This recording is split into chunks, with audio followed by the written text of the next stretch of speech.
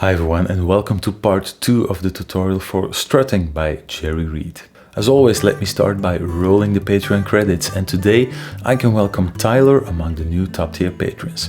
If you want to support the channel and gain access to a load of extras, then click the Patreon link to see what I have on offer there. If you want to support me without monthly fees, then there is a link to a PayPal tip jar as well. In part 1, we took apart the intro and the verse, and I hope that you have gotten that pinky to do what it is supposed to do by now. In part 2, I will show you some variations on the first verse, basically establishing the main verse, which will be repeated throughout the rest of the song. After that, we will take a close and detailed look at the chorus as well. A lot of the chord voicings are already in your fingers, and there won't be anything new that will be nearly as challenging as the bar with the pinky. Good luck. So on to part 2. Let me play through the second verse just one time. As you will see, the beginning of the second verse is mainly the same thing as the first verse. You basically know all of the different chord voicings. There are a few very simple variations, and only at the end of the verse there are some new things introduced into the song. But let's have a quick look. Here we go, as always, a little bit below concert speed.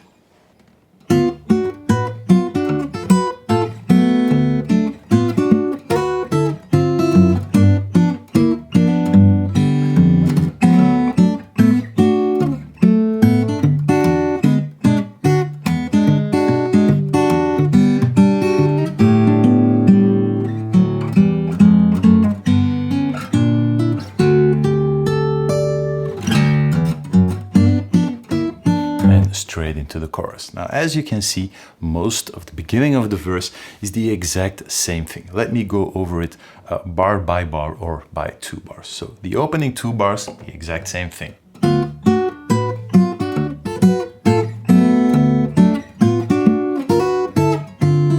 Almost the exact same thing in the next 2 bars as well.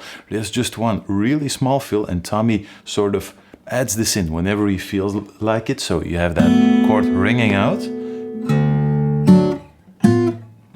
That is what we played the very first time, playing the bass note and the melody notes on the 7th fret at the same time. Now, Jerry and Tommy are just switching a little bit quicker to that 7th fret, playing the melody notes first and then adding in the bass note later. So this was what you played the first time. That was what you played the very first time. This is the variation. So playing the melody on the 6th fret and the 4th fret, and then adding in that bar at the 7th fret really quickly. Together with the rest of the bar. And the rest, next bar, is the exact same thing. No difference. No difference there either. Exactly the same thing. Now we are heading into the part that is going to change. So you play that slide going down. The first time around you played nothing but the bass line. Now we're going to play a little melody leading into that E dominant 9th chord. Let me see. So 3, 4.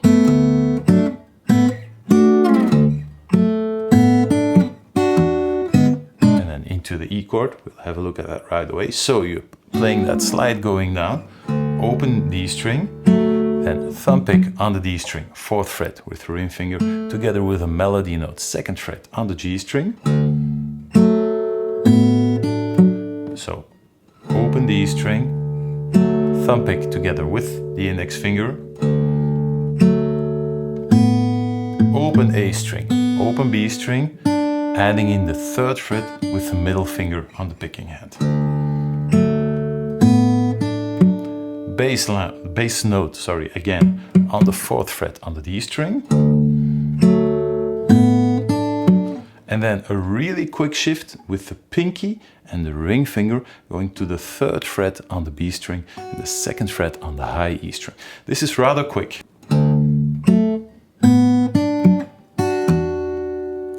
Heading into the same E dominant ninth chord we played in the first verse as well, but this chord is, or the melody, at least in this part, is going to look a little bit different. So one more time from that D chord. 3, 4.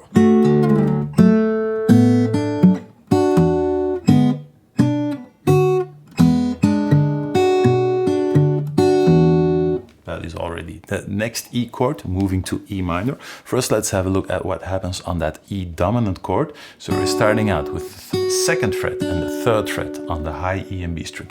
In front of the beat, 3, 4. It's basically, it's really simple because it's all happening around the same chord shape, but at the same time that can get a little bit confusing or disorienting. So starting out with that melody note in front of the beat, then bass note on the low E string, removing the pinky, so you get an open B string, together with an open D string, 1st fret on the G string, putting down the pinky again, and as in the first verse, alternating with the middle finger between the low E string and the low A string. 3, 4. So the only thing that happens in terms of fingering is you lift the pinky for that 2nd melody note with the open B string, and you alternate with the middle finger between those 2 strings. 3, 4.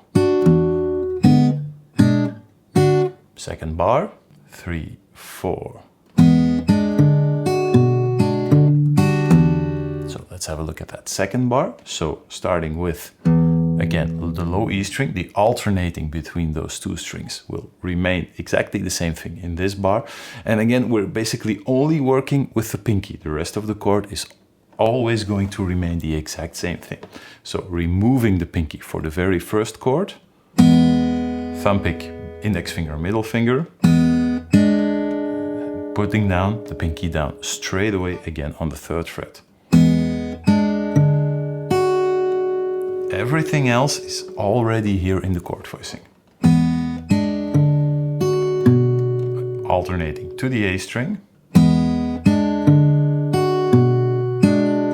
back to the G and B string, we're just keeping down that chord voicing, and then after the last D bass note you're going to alternate back to the low E string with the middle finger, and you're going to remove the index finger, giving you an E minor ninth chord instead of an E dominant ninth chord. One more time, that 2nd bar, 3, 4. Gone is the index finger. Let me play those 2 bars of the dominant 7th chord back to back, 3, 4.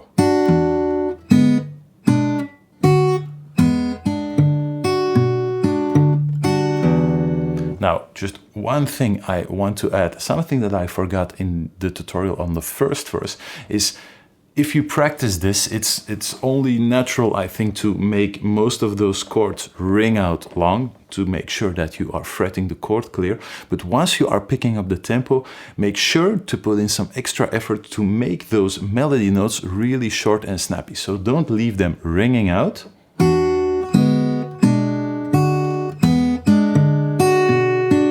But make them really short. So really cutting each of those melody notes really short will really increase the funkiness and the overall jolly vibe of this section. I'm going to try to cut them really short on a slower pace as well. 3, 4.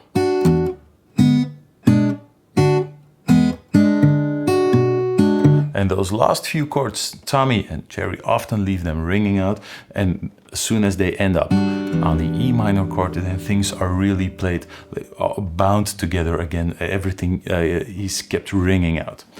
Onto that E minor chord. And this is one of the rare occasions where the alternating boom chick bass pattern is actually interrupted. So you're not going to play on each beat alternating with the thumb. The thumb pick is going to do something a little bit different now. One more time, that bar really slowly. 3, 4.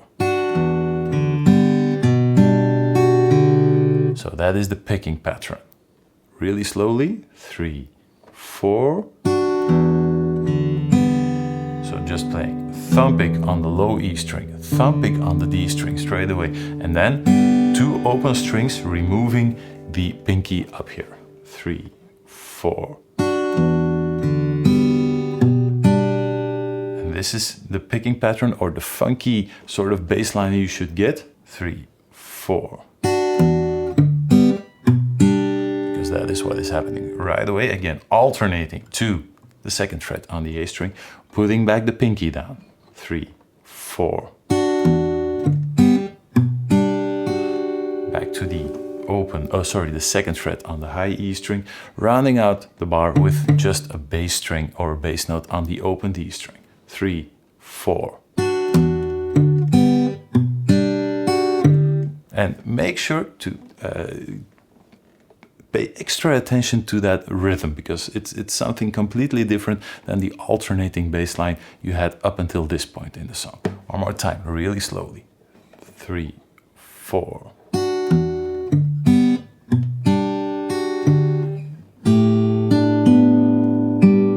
Just another open A string with a G chord on top. Tommy just plays this going down, just a G chord, just arpeggiating, starting from the top string all the way down to the D string. Jerry plays something a bit more like this. Just stopping on a double stop and then all open strings. I tend to stick to what Tommy is playing. Let me play those 4 bars back to back with each other. 3, 4.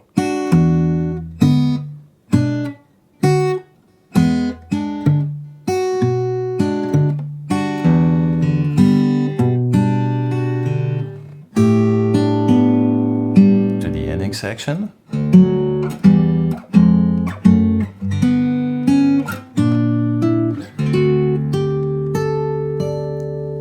Nothing too hard in the beginning. Open E string, which is a D now, together with the 4th fret on the other D string. Use the pinky straight away, because you will have to move up the pinky to the 5th fret, adding in the index finger on the 2nd fret of the low E string, and then just moving that up fret by fret. So starting with an open D string in the 4th fret, moving up to the 5th fret and the 2nd fret, and then moving to the 3rd fret and the 4th fret. And then Tommy switches to this voicing. Ring finger on the low E string, 5th fret, open D string, middle finger 4th fret on the G string, and the index finger on the 2nd fret on the B string. For people with smaller hands, this is an option as well. It's the exact same thing, just swapping out the ring finger and pinky for the middle finger and the ring finger. So this is what Tommy plays. This is perfectly reasonable alternative as well. Playing the low E string, the open D string, and the G string, sort of in this little roll, and then picking the B string separately. Moving that up 3 frets to the 8th fret, playing the exact same thing. And then a little bar across the 10th fret, adding in the middle finger on the 11th fret, giving you a D dominant chord with a very simple melody. So just playing, sometimes Tommy uses the whole strum down, sometimes he uses the pick only on the low D string, adding in the fingers for the rest of the chord. So, and what you're playing is starting on that 11th fret, then adding in the ring finger on the 12th fret on the G string, and then just arpeggiating the bar chord you have up here on the 10th fret. So.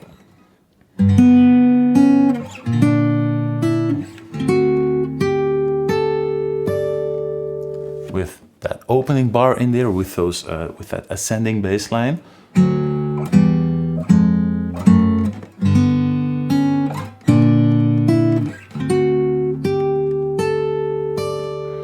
And then, if you watch Tommy's version, a really typical trick for Tommy, raking reverse raking, should I say, with the thumb pick down to the low D string, adding in a bass line. So this is basically nothing more than pulling up the thumb pick across the strings, lifting the chord as you go along. And for the next part, you will be ending up on the 5th fret. So just open D string, index finger, 2nd fret, ring finger, 4th fret, and then you will move up that ring finger to the 5th fret, ending up on a G chord.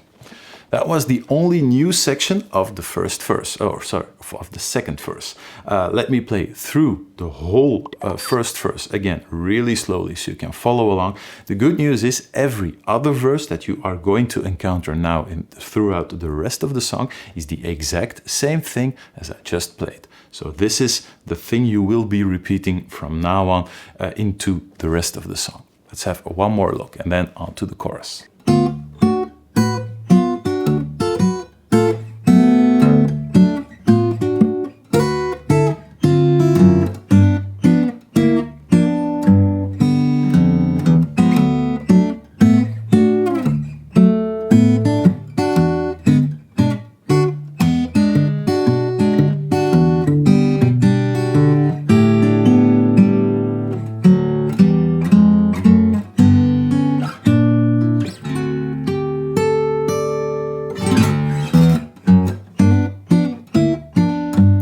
And then straight into the chorus. Let me play through the chorus one time. Here we go.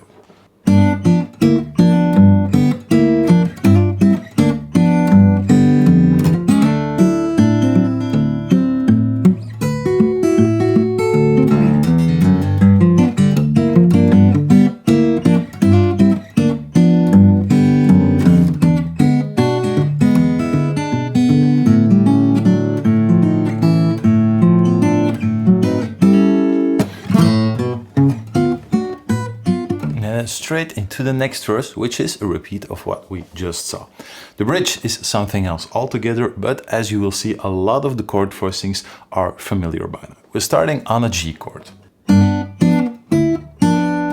And most of those chord voicings have already been played in the verse, so we're starting out with the ring finger on the 5th fret, low E string, a bar across the 3rd fret, and again you will be hammering on with the middle finger to the 4th fret. Starting out with the thumb pick on the low D string, index finger, middle finger on the G string and B string. Chord shape stays the exact same thing. Then moving to the pinky on the 5th fret, or you could use the ring finger as well,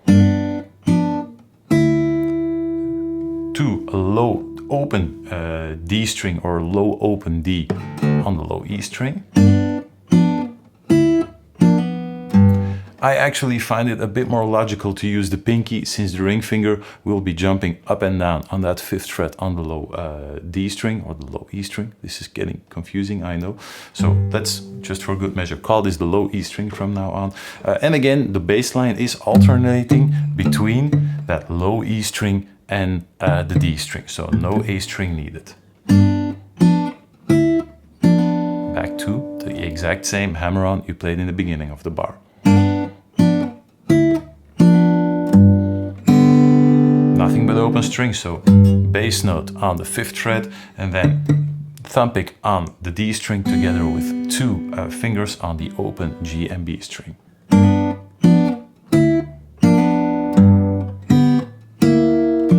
A little blue note in there, just the bar across the 3rd fret. Remove the middle finger on the 4th fret, giving you a B flat instead of a B natural. Together with the pinky on the 5th fret, you're going to pull off that pinky to the 3rd fret, and again you have to line this out so that the target note on the 3rd fret lands exactly on the next bass note. So as you pull off to the 3rd fret, you should play the bass note on the D string on the exact same moment.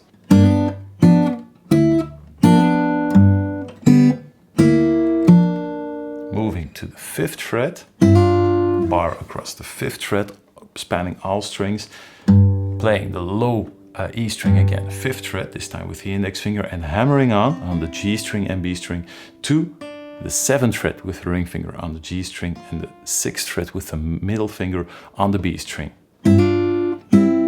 Immediately removing those 2 fingers once we play the next bass note. Dropping down the bar 2 frets, and in the process making sure that you no longer cover the low E and the low A string, just again spanning from the D string, G string and the B string. And again adding in the middle finger all the way at the end of that bar on the 4th fret, again giving you a major chord, returning the ring finger to the 5th fret. Let's just add in the next bar really quickly as well. That's an easy one. So you have this. Bass note, open strings, and then bass line going down 3rd fret, 2nd fret, ending up on an open D string, heading into a D chord again. One time, that whole G section really slowly.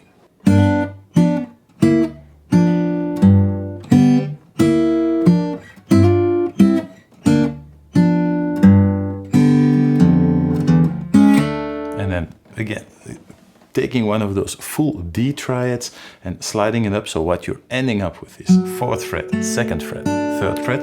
We have played this chord before in the first verse. Again, you will be sliding this up from the 1st fret to the 2nd fret. The very first time you're only playing the G string and the B string, you will be needing that 4th fret on the D string right away for the bass pattern. So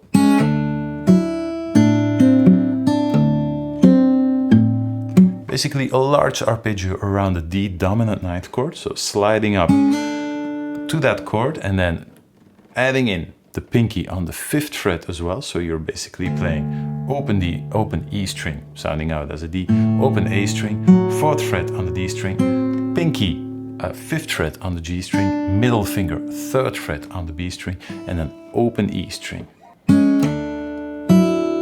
That's the opening section, so just sliding up from the 1st fret with the index finger to the 2nd fret, and as you arrive on the 2nd fret, add in the bass note underneath. Thumb pick to the D string, open E string with the middle finger. Thumb pick to the A string, middle finger, 3rd fret on, you're using the middle finger to pick the 3rd fret on the B string, index finger to pick the G string 5th fret. Another bass note on the D string.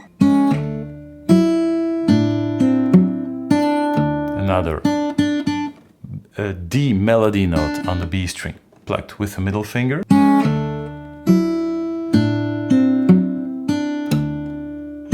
And then index finger and thumb pick at the same time, and then the rest of the bar is nothing but the boom chick bass pattern covering the A string and the D string. Really slowly, that full arpeggio.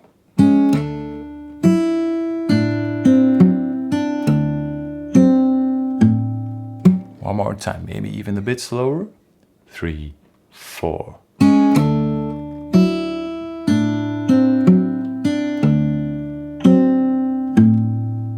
And then we're moving up to the 5th fret, or at least with the index finger 5th fret, adding in the pinky 7th fret on the high E string, ring finger 7th fret on the B string, index finger 5th fret on the G string, middle finger 7th fret on the D string, giving you a D dominant 13 chord. This is going to be a little bit more complicated because now we're going to use an open string to weave into that arpeggio. This is the full pattern.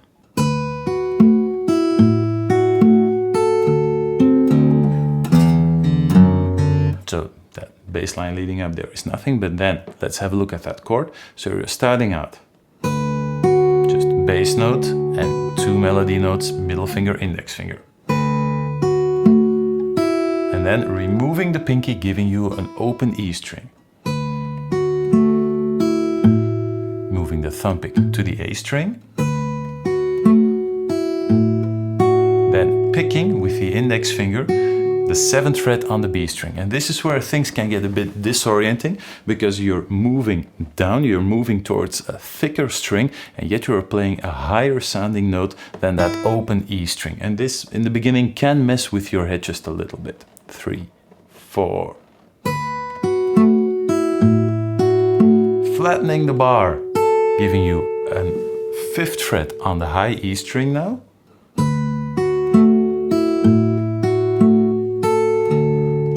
And now using that same bar to play the 5th fret on the G string.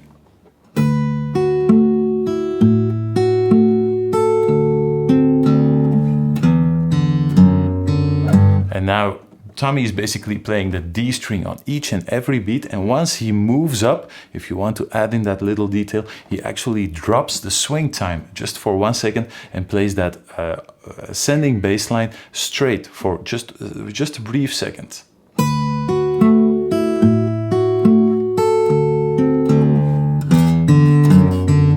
And just arpeggiating those two notes, 3 and 4 and 1, instead of doing 3 and 4 and 1, which you would expect in this song. See if you like to add that in. I sometimes forget and just play it swing time. Sounds fine just as well. Let me play that full D section all the way through one time. 3, 4.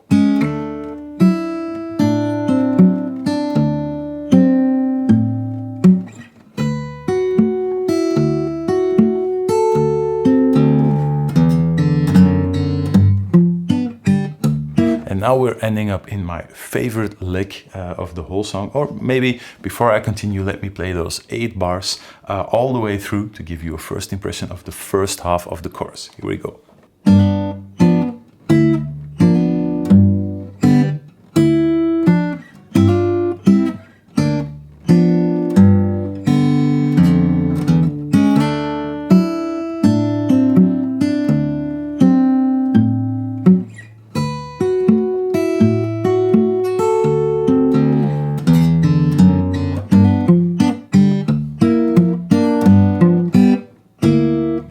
That was my favorite lick of the whole song, already really slowed down. Again, we are dropping the alternating boom chick bass pattern to play a really funky fill again over that same G chord we saw before.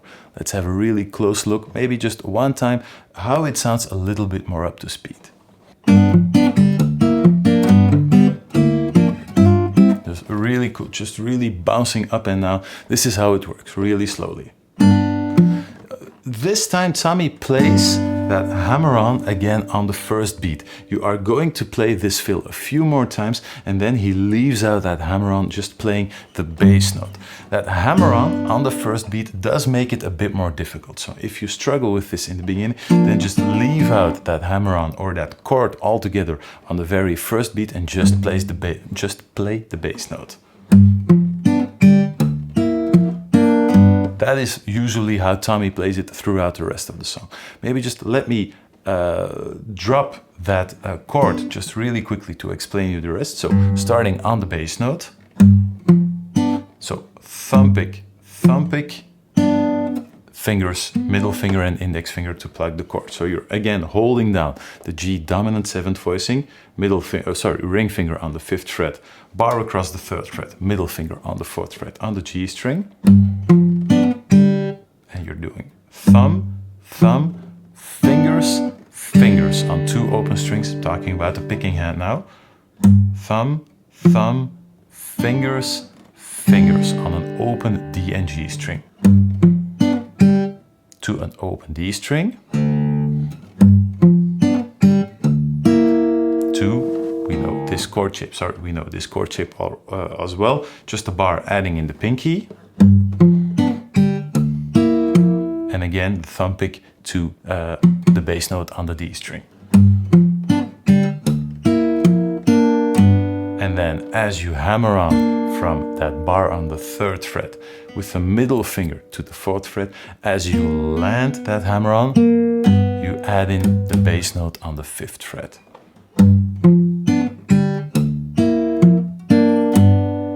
As you land exactly on the same time. I find it a little bit easier if I take some special attention and some time out to make sure that that ring finger is already down there as I perform that hammer-on, not having to put those two fingers down at the same time.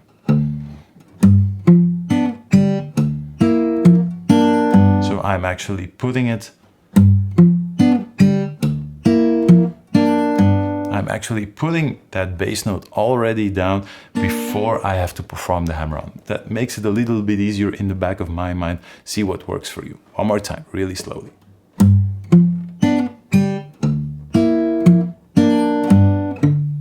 And the same thing, thumb pick, open strings with the fingers.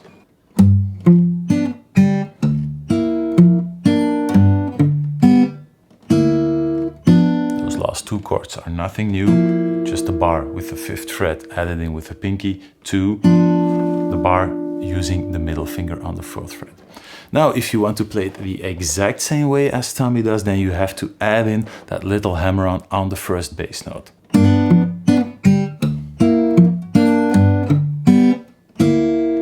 So that is the exact same thing with the hammer-on on the first chord. But as you will see throughout the rest of the song, Tommy always plays this fill just starting on the bass note without the chord on top. So with the chord on top, without a chord. So see whatever works for you. Then the next part of this section is already known.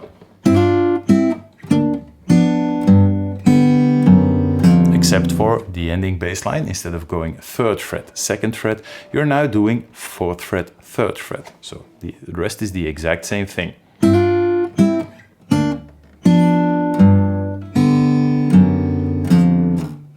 And ending up again on one of those E dominant 9th chords we already played in the verse.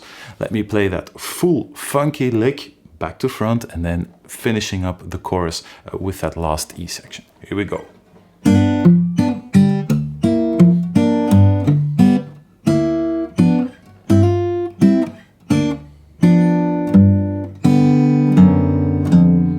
To the next section.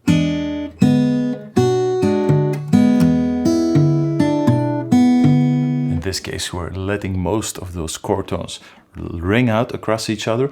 Let's have a quick look at the fingerings. You basically know most of this already. The same trick we used in the verse. Starting with the pinky, removing the pinky to an open B string. Again, putting down the pinky. Make sure that that ring finger up there on the 2nd fret is already there. And again, alternating with the middle finger between the low E and A string. And then from that point on, you're basically playing the first two chords together with the bass line. And then from that point on, each and every melody note is going to be played in between the bass notes. Really slowly.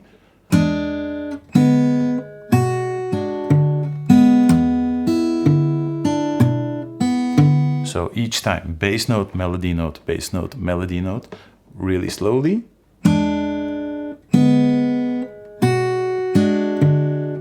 Removing the pinky and removing the middle finger, so you get an open E and an open B string. You do need to put down the pinky straight away again on the 3rd fret, but that open E string is going to ring open for the rest of the lick.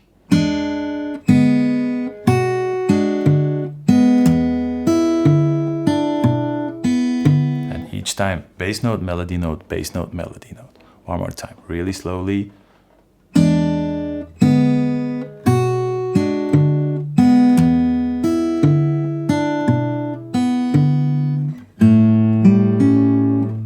And now we're ending up in that chord section. Let me play through it just once.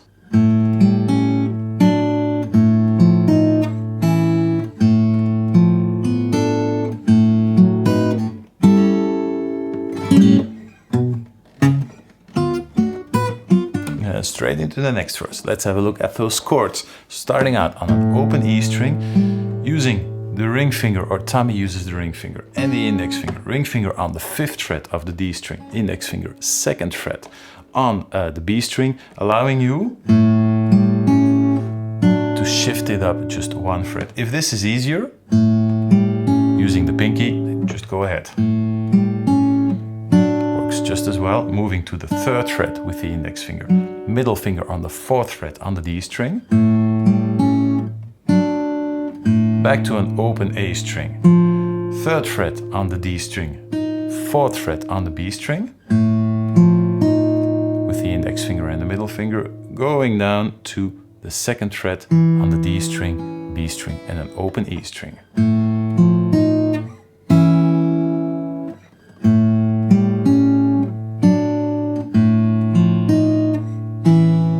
Back to an open A string. This time this one has to sound out just a little bit longer, a quarter note and then a bar across the 3rd fret, index finger, then middle finger on the 4th fret, 3rd fret on the B string with a bar and then the pinky on the 5th fret. Just to play an arpeggio, keeping everything down. If you want to use a ring finger, go ahead. So that is the timing. Back to an open A string, moving up that bar to the 4th fret.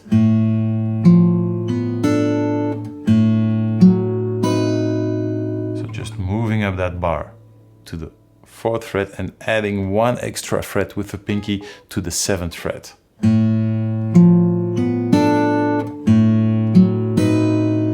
Moving up one more bar to the 5th fret and hammering on with the middle finger to the 6th fret on the G string.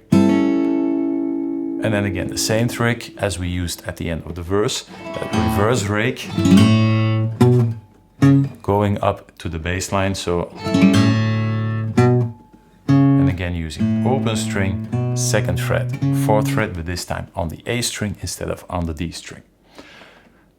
Some special attention is needed for the timing on that ending section, because there is again a little bit of timing displacement going on, and if you're not careful you might add 1 or 2 extra beats to get the part sounding right. So this is what it sounds like if I count along. 1, 2, 3, 4, 1, 2, 3, 4, 1, 2, 3, 4, 1, 2, 3, 4. It's something really peculiar. One more time, a little bit more up to speed, so you can maybe get a sense of how it fits together. 1, 2, 3, 4, 1, 2, 3, 4, 1, 2, 3, 4, 1, 2, 3, 4, and straight into the next section. Not easy, make sure to count along a few times or play along with what I just did, and then the timing shouldn't be a big problem at the end. That was the full chorus. Let me play through it one time, really slowly, connecting all the dots, or maybe, I forgot, let me play that last section first, all the way up to this point, and then I'm going to conclude the chorus by playing everything back to back. First, that last section we looked at. Here we go. 1, 2, 3, 4, 1,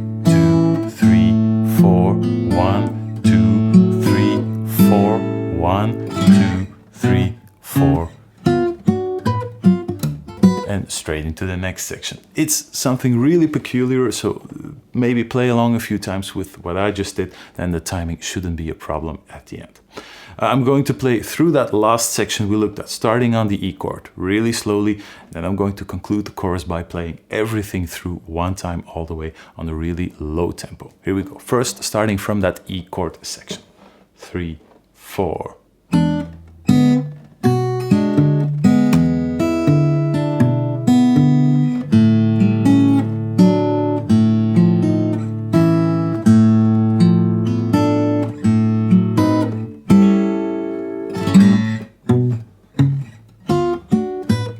And straight on.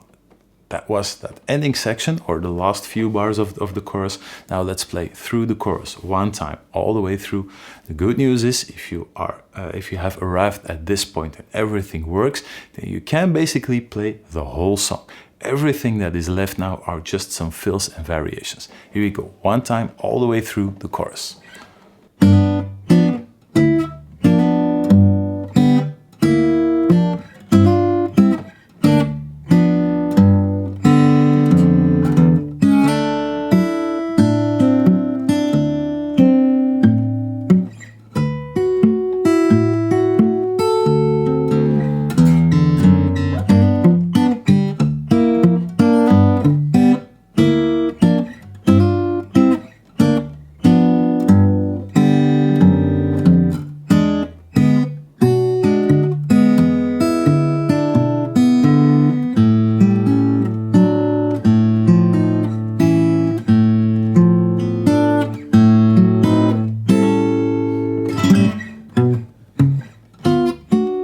and then straight into the next verse. Congratulations, so you basically now have most of the song down. Everything that will follow now is mostly repetition with a few variations. Great, you've got both the verse and the chorus down. Now take some time to make this sink into your fingers, and I will be back next week with the last few variations as well as the ending of the song. See you there.